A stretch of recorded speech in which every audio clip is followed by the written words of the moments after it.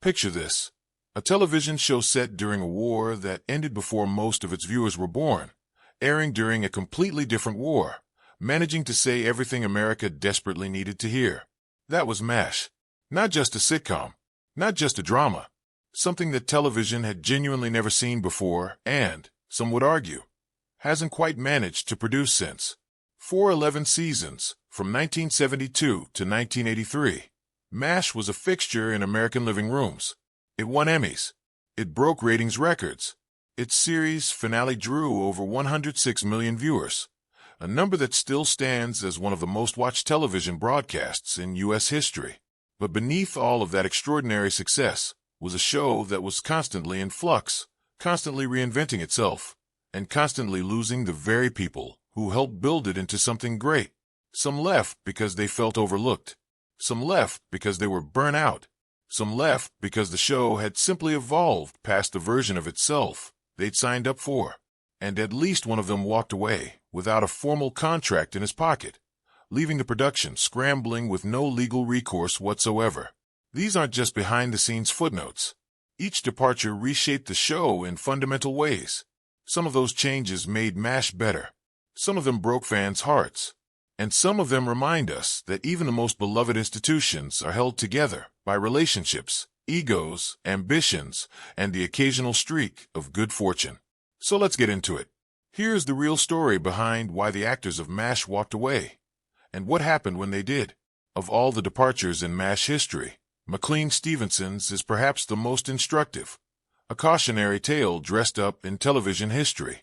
Stevenson played Colonel Henry Blake, the bumbling, warm-hearted commanding officer of the 4077th Mobile Army Surgical Hospital.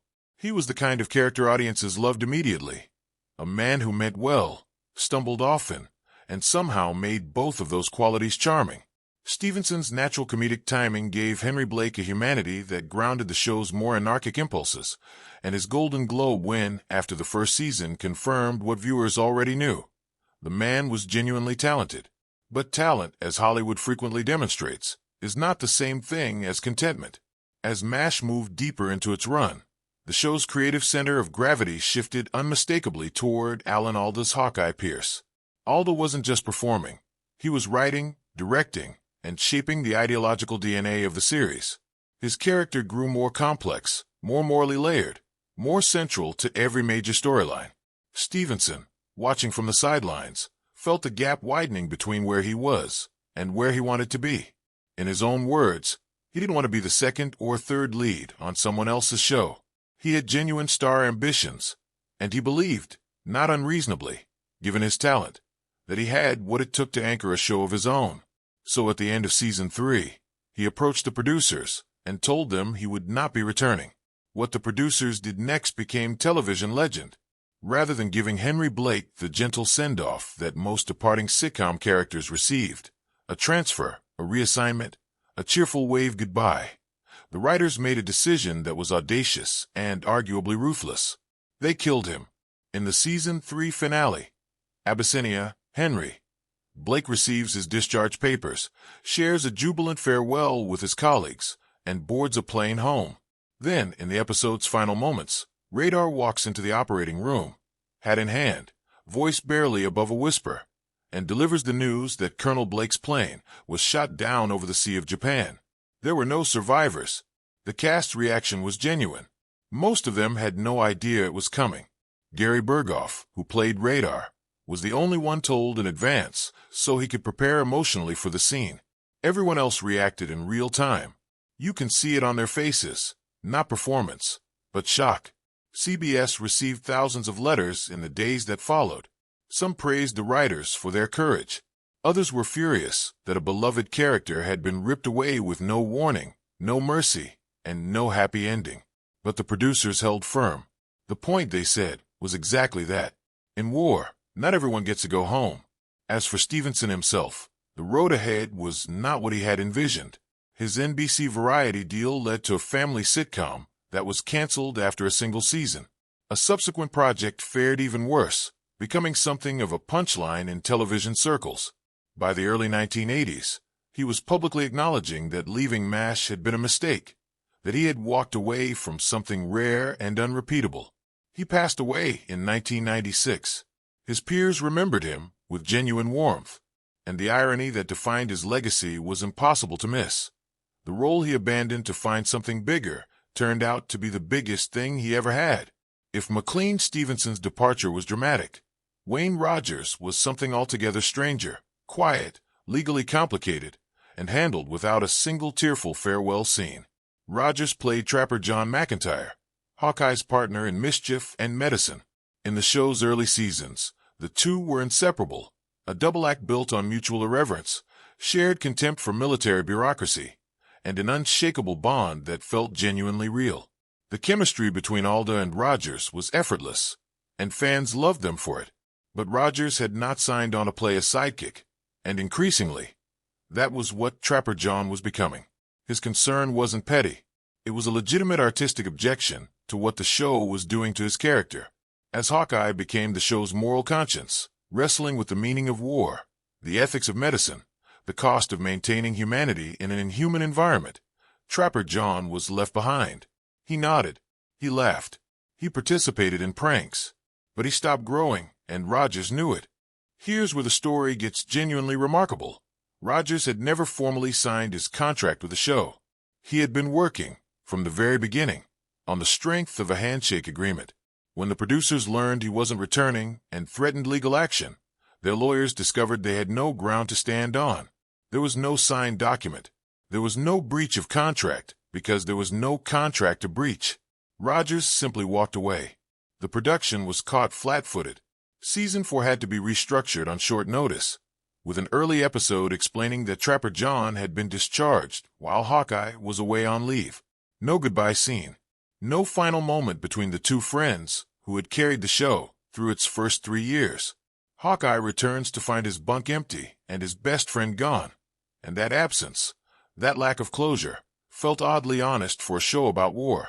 In Trapper's place came Mike Farrell as B.J. Honeycutt, a character written with more emotional depth and less comic rebellion. The dynamic shifted. The show became quieter in some ways, more introspective, and many critics argue it became genuinely better, more willing to sit with its own sadness. Rogers, for his part, moved on with remarkable pragmatism. He had studied history at Princeton and had always maintained interests beyond acting. After MASH, he built a successful career as a financial investor and eventually became a regular commentator on business television. He made his fortune not in Hollywood but on Wall Street. Despite the abruptness of his exit, Rogers spoke about his time on MASH without bitterness. Alda, who remained close to him, later said Rogers was among the smartest people he had ever worked with.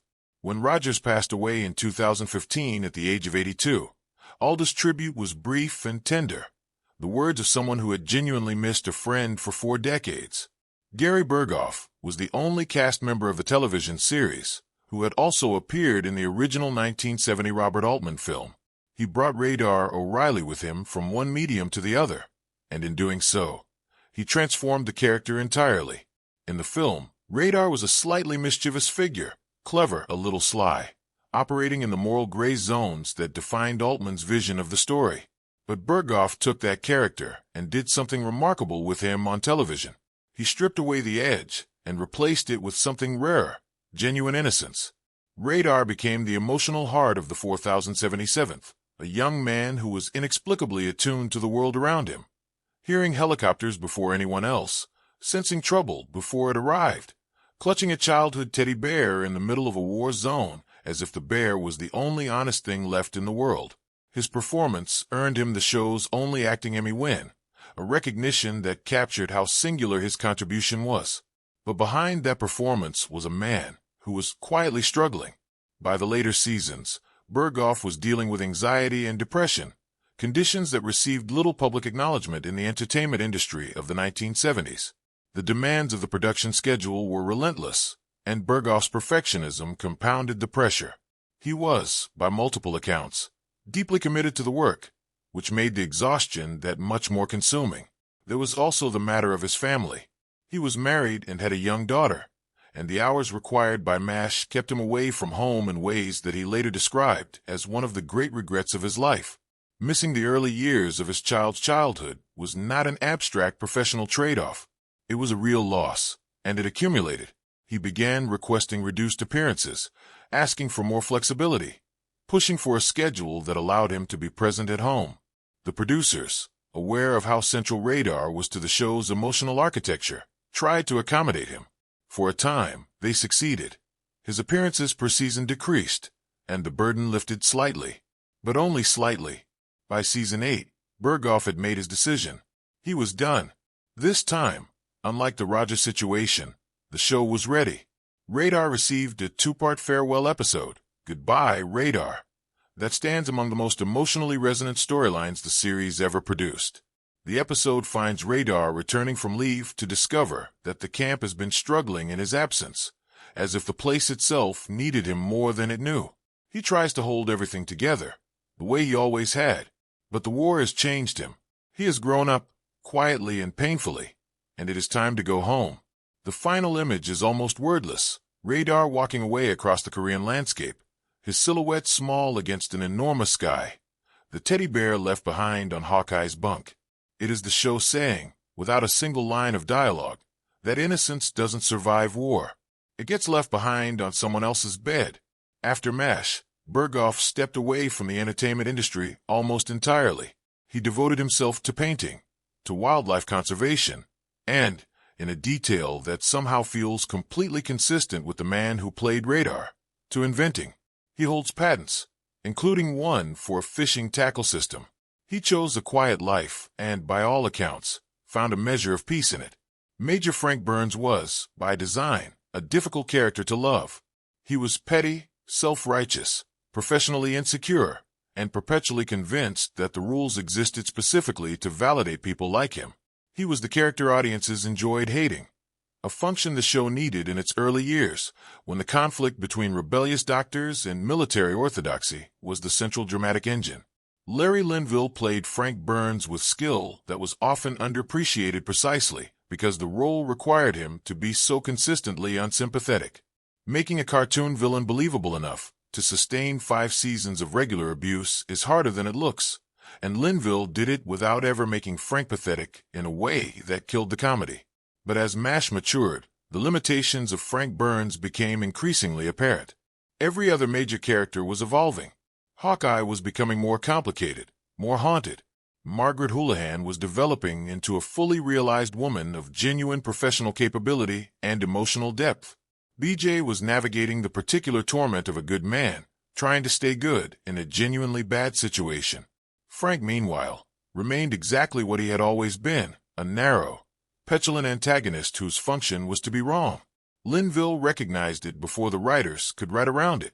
By the end of season 5, he had decided not to renew his contract. His reasoning was straightforward and admirable. He had taken the character as far as the character could go, and staying would mean repeating himself indefinitely. He chose the exit. His departure opened a creative door that the show walked through with remarkable purpose. With Frank gone, MASH no longer needed a dedicated villain.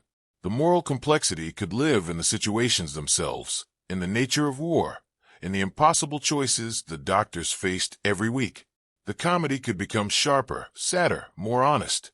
David Ogden Stiers stepped into the antagonist-adjacent role as Charles Emerson Winchester III, and the contrast with Frank Burns was immediate and total.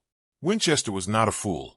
He was formidably intelligent, genuinely accomplished, and profoundly arrogant in ways that were entirely defensible given his background. He didn't make errors out of incompetence. He made them out of pride and a kind of magnificent blindness about the world outside his upbringing. Watching the show find new ways to humble Winchester, and watching him slowly develop something like genuine compassion, became one of MASH's most satisfying long-term character arcs.